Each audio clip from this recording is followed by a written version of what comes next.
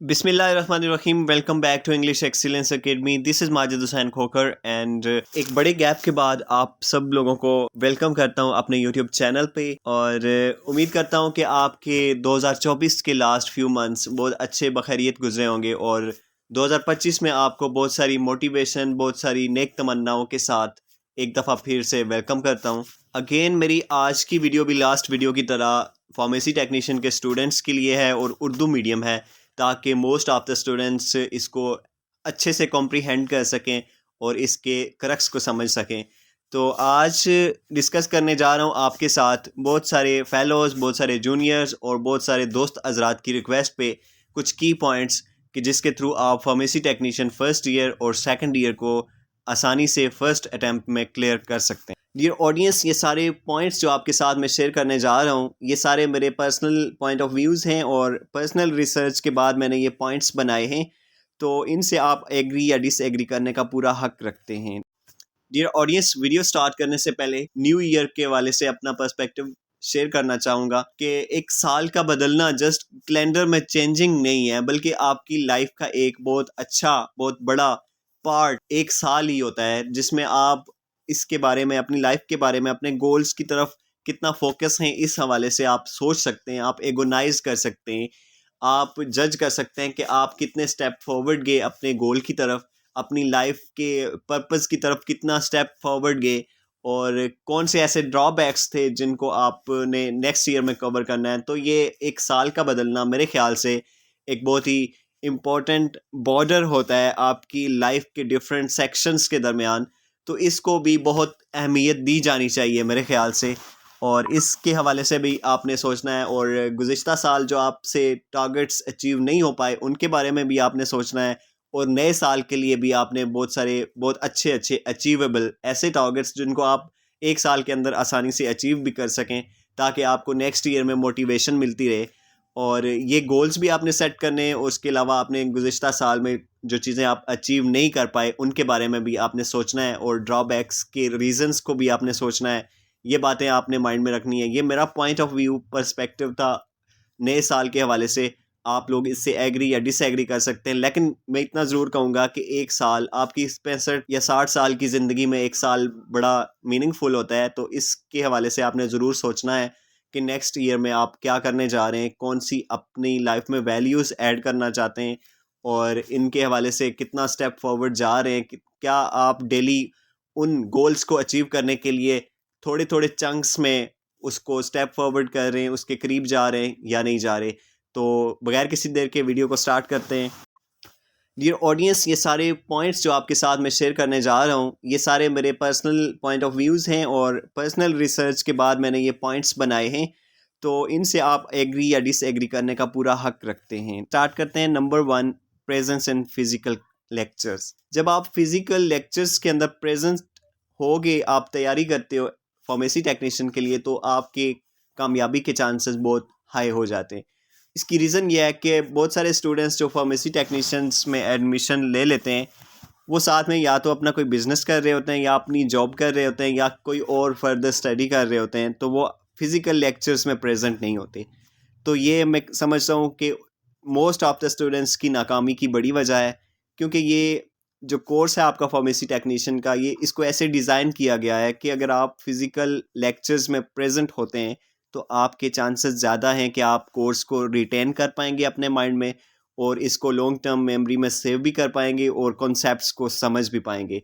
तो बड़ी reason failure की होती है इस कोर्स के दौरान, तो वो यही होती है कि स्टूडेंट्स फिज़िकल क्लासेस नहीं लेते, कुछ ऑन पे तैयारी कर रहे होते हैं, कुछ स्टूडेंट्स जो होते हैं साथ में फर्दर स्टडीज़ कर रहे होते हैं, तो इसको इतनी इम्पोर्टेंस नहीं देते और फिज़िकल लेक्चर्स नहीं लेते। अगरचा वो अपने सेल्फ पे बहुत अच्छी तैयारी भी कर रहे होते हैं, लेकिन जब आप फिज़िकल लेक्चर्स में प्रेजेंट रहेंगे, तो आपके रिटेन करने के चांसेस ज़्यादा हो जाते हैं। Point number 2, well directed preparation. बहुत सारे स्टूडेंट्स ये गलती कर बैठते हैं कि वो प्रिपरेशन के दौरान आउट ऑफ कोर्स बहुत सारी चीज़ों को स्टडी करना शुरू कर देते हैं, जिससे उनका टाइम वेस्ट हो जाता है और वो अपने मैनुअल को भी कम्प्लीटली कॉम्प्रीहेंड नहीं कर पाते। वो मैनुअल जो फार्मेसी काउंसिल ऑफ पाकिस्तान की तरफ से दिया जाता है, वो उसको भी प्रॉपर कंप्लीशन के साथ पढ़ नहीं पाते, स्टडी नहीं कर पाते। तो वो आउट ऑफ कोर्स चीज़ें पढ़ना शुरू कर देते हैं, ताकि वो एनटीएस में अच्छे स्कोर हासिल कर सकें। लेकिन ये एक गलत अप्रोच है। इसके थ्रू आपका अपना जो वेल डायरेक्टेड प्रिपरेशन का पाथ है वो डिस्टर्ब हो जाता है और आप अपनी तैयारी को फार्मेसी काउंसिल मैनुअल के मुताबिक भी कंप्लीट नहीं कर पाते, तो जिसकी वजह से बहुत सारे स्टूडेंट्स नाकाम हो जाते हैं इस एग्ज़ाम में। इस सिलसिले में तीसरा पॉइंट है मेकिंग नोट्स। जब आप अपने हाथ से लिख के नोट्स बनाते हैं तो आपकी चीज़ें, जो कॉन्सेप्ट्स आपने समझे होते हैं, वो आपकी लॉन्ग टर्म मेमोरी में चले जाते हैं, तो अब रिटेन करने के चांसेस भी ज़्यादा हो जाते हैं। और अगर आप अपने नोट्स बना रहे हैं तो वो नोट्स आपको एग्ज़ाम के बिल्कुल 1 दिन 2 दिन पहले बहुत काम आ जाएंगे।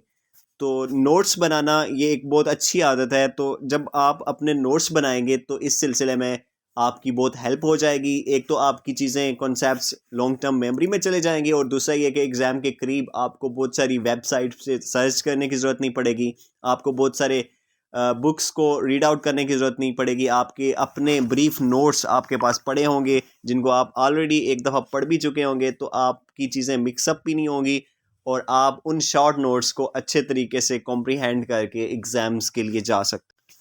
नेक्स्ट पॉइंट इस सिलसिले में है कि preparation in chunks through out the year.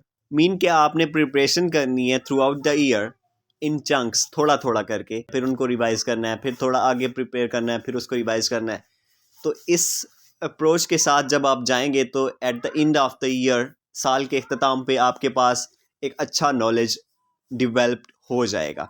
कुछ स्टूडेंट्स ये गलती करते हैं कि वो समझते हैं कि हम माशाल्लाह से काफ़ी स्मार्ट हैं और हम क्या करेंगे, एग्ज़ाम के बिल्कुल करीब जाके कंसंट्रेट हो के प्रॉपर तैयारी करेंगे तो हम इंशाल्लाह 1-2 माह में भी इसको कवर कर जाएंगे। ये कोई बड़ी डील नहीं है उनके लिए।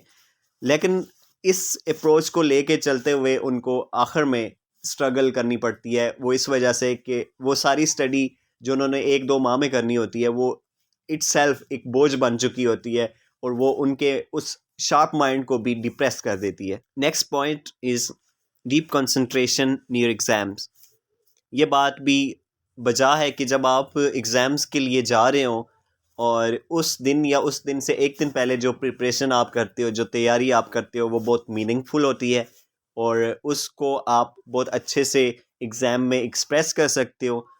और जिस दिन आप मॉर्निंग में एग्ज़ाम देने जा रहे हो, सुबह सवेरे उठ के जो आप पढ़ेंगे, जो चीज़ें रिवाइज़ करेंगे, इंशाल्लाह एग्ज़ाम्स में आप उनको बहुत अच्छे से आउटपुट कर सकेंगे, उनको एग्ज़ाम में बहुत अच्छे से एक्सप्रेस कर सकेंगे।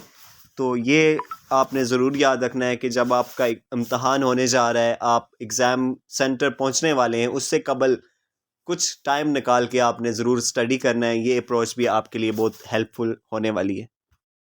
नेक्स्ट मैं बात करूँगा टाइम मैनेजमेंट की। बहुत ही इम्पोर्टेंट स्किल है, ये आपको सीखनी पड़ेगी और ये प्रैक्टिस से आएगी। जब आप एग्ज़ाम के अंदर बैठे होते हैं तब आपके लिए बहुत लिमिटेड टाइम होता है। हर एमसीक्यू के लिए आपने टाइम डिवाइड करना है, हर शॉर्ट क्वेश्चन के लिए आपने टाइम डिवाइड करना है। आपको पता होना चाहिए कि आपके क्वेश्चंस 12 क्वेश्चंस में से कितने आपके फेवरेट हैं, कितने आपको बहुत अच्छे से आते हैं। एटलीस्ट आपने उन क्वेश्चंस को टाइम देना है।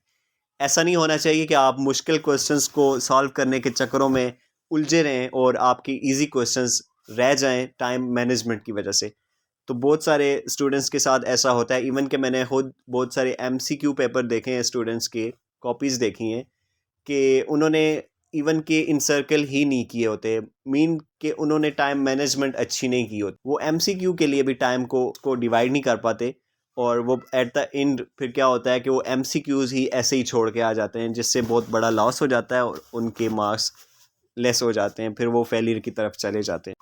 तो टाइम मैनेजमेंट स्किल आपने बहुत अच्छे से सीखनी है और इसको अप्लाई भी करना है अपने एग्ज़ाम्स के अंदर, ताकि आप अच्छे ग्रेड्स के साथ एनटीएस को फर्स्ट अटैम्प्ट में क्लियर कर पाएँ।